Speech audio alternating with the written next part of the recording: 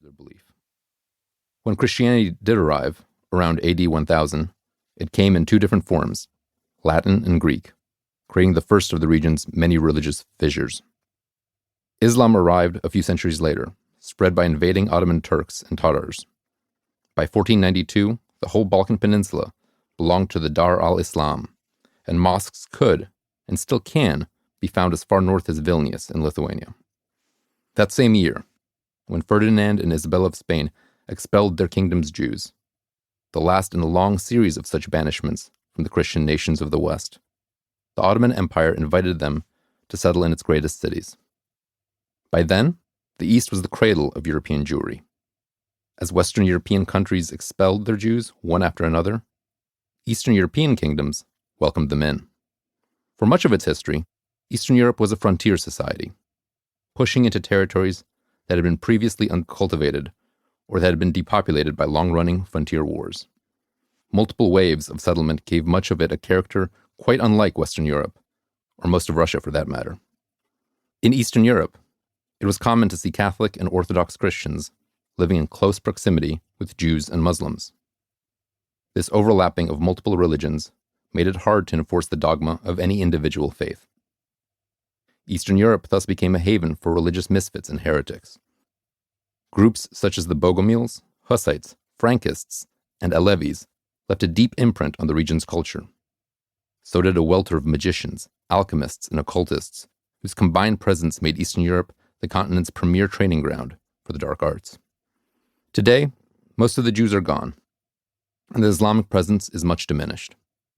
Working alchemists are even harder to find. Still, in many places, it is possible to feel the weight of their legacies. For years, I've traveled everywhere from the Sufi shrines of Dobruja in Romania to the last wooden synagogues of Samogitsia in Lithuania, in search of traces of this vanishing religious plurality.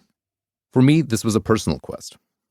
My family background, half Jewish and half Catholic, encapsulates a fragment of this past diversity. This book is not a family history, but my family's history forms a braid running throughout it.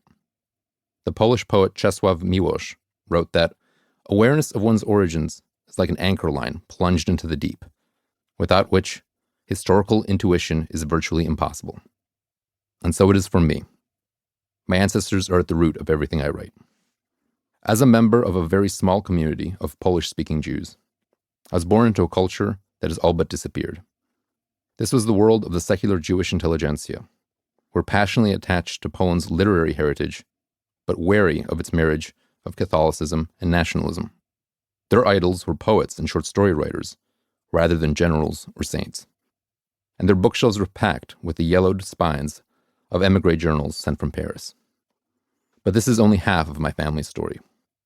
The other, Christian half, was made up of competing strands, divided by class and trade. Some were peasants and some were craftspeople. A few were even aristocrats, and worked as servants to kings. Even though these ancestors had roots in places as disparate as Hungary, Lithuania, Germany, and the Czech lands, all of them considered themselves to be Poles. The process by which this collective awareness was forged took centuries. The defining cleavages in my family were between Jew and Christian, commoner and noble, Pole and non-Pole.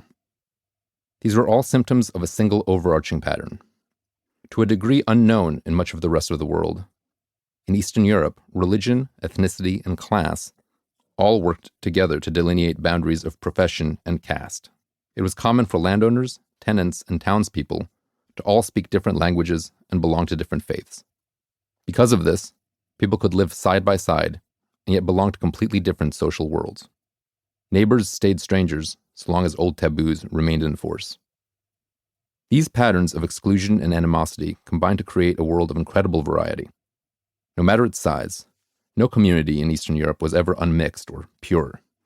Even in the smallest village, a 10-minute walk might take you past temples devoted to 3 different religions, whose priests all spoke in different tongues. If you were to spend any time on the road, you might encounter whole different sets of languages and beliefs, belonging to the region's numerous nomads, itinerant salesmen, and other professional wanderers.